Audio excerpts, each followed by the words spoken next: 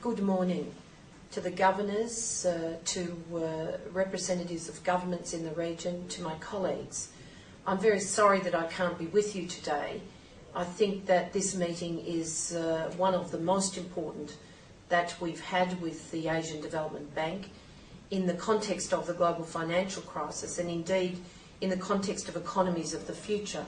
The discussions between trade unions and indeed the bank's managers and the governance representatives.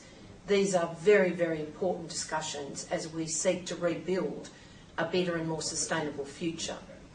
In regard to the global financial crisis, a crisis that started, of course, in the financial sector, a crisis that, from our perspective, was borne about by several factors, but one being the increasing idiocy of leveraging debt for profit and believing that it was sustainable. The second, of course, not to realise that if you were growing unequal within and across societies, that the vulnerabilities this would create would ultimately cause an imbalance in the global financial outlook and indeed in its management. We know that when wages versus profits were growing apart at an alarming rate, when the percentage of wages compared to the percentage of profits in countries both in developed nations and developing nations was starting to look like a set of alligator jaws and simply increasing, then demand was being ripped out of the economic base, and so consequently when people in the US couldn't pay their mortgages and when risk for what were questionable loans in the first place was then wrapped up in red bows and spread, it became contagion, and so consequently we're all affected by the financial virus that was simply a sector out of control, delivering toxic products on people's doorsteps for which people were buying and indeed selling risk that they couldn't even identify. The victims of this, of course, are working people.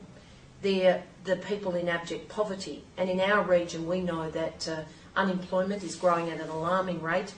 We know that globally at least 50 million people will lose their jobs over the course of the coming year.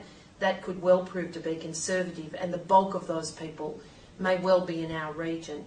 We know that in the Asia-Pacific region, the ADB itself actually projects that 100 million more people will be forced into abject poverty. That's a crying shame when we were starting to become much more optimistic. But the warning signs were there. The OECD report on growing unequal demonstrated what was happening both within and across nations. And of course in 2005 the UN itself recognised that the trickle-down theory or the Washington Consensus wasn't delivering, and that we needed a new set of principles for development. If we were to build a fair globalisation, then based on achieving the MDGs, that globalisation had to guarantee full employment and decent work for sustainability. We also, of course, have the crunch of climate urgency, and no region will suffer worse than the Asia-Pacific region, my own continent, but equally those people in their tens of millions living less than a metre above sea level in many of our neighbouring countries. We know that we have to combine this double crunch of the solutions for the global financial crisis and indeed the transition to a low-carbon future as urgent now for recovery and indeed for building a better future. The IFIs, in particular the Asian Development Bank in our region, have a major role to play in both these challenges. We want to see new global governance and, of course, new transparent regulation that stakeholders are involved in and indeed can touch the transparency of with confidence. The Asian Development Bank is a critical player in a new governance structure. It will have a major role in making sure that they continue monitoring the financial crisis, the effect of the financial crisis, and be prepared to call for further stimulus or an integrated recovery package that includes the poorest of nations. leading up to the G20 scheduled for New York in just a few months' time, if that's necessary. We do note the Asian Development Bank's indications that they think the financial sector is stabilising in the region. That's good news, but now we need to rebuild a real economy, and that means jobs.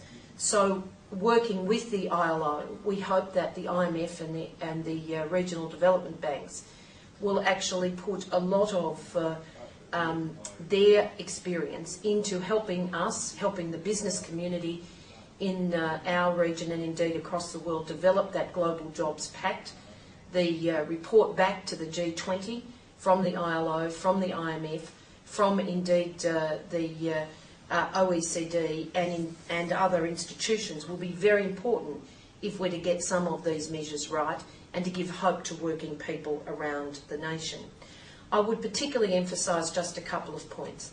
As well as monitoring and early warning signs, we need the IFIs to work with us to try to mitigate against wage deflation. To see wages fall is not the answer. We know that if you continue to take demand out of our economies, and the best indicator of that is the amount of spending capacity, the capacity to actually pay their bills, ensure that working people can support the aspirations they have for themselves and their children, that's the best indicator of a robust and sustainable economy. And we need to go beyond the orthodoxy that an export-led growth will be enough. We need to create economies that have robust domestic demand so that that guarantees jobs, and off that, of course, you can build a healthy international trading environment. We do know that vulnerable countries need policy space. It is very hypocritical, on the one hand, for the richer nations like my own to be advocating counter-cyclical measures, to be injecting liquidity into the economy, to be helping to create demand and protect jobs wherever possible, to put in place more robust elements of a social safety net. Yet for those most vulnerable countries in our region and beyond, we are seeing some of the traditional conditionality that goes to demand pro-cyclical responses, which will make the problem worse. Your experience in the Asian Development Bank through the Asian financial crisis should hold us in good stead to know that we need a balanced and equitable approach that tries to support and sustain economies at this time. So we do need some reform, but we want to see a robust international governance and regulatory structure into which we can have a look at those conditionality pieces that we're often critical of, look to changing them so that we're building a much more sustainable future where everybody gets a fair chance. And we were very pleased to see the recognition of the needs of vulnerable countries in the G20 communique out of London. Now we need to build on that to make sure that we can put the sort of policies in place that mean that this can never happen again. It can never be business as usual. And in that spirit, the unions stand ready to assist to rebuild our economies, to look at the sorts of policies, the sorts of structures that narrow the decent work deficits in our region, give people the hope, the aspiration, the capacity to build their own assets, their own financial base, that is so essential if we're to see our economies survive and indeed be rebuilt in a way that gives people much greater hope that we'll be a fairer society, that a just globalisation is absolutely possible. The ADB is critical, as I said. We stand ready to work with you, and once again, I'm very sorry that I cannot be with you today.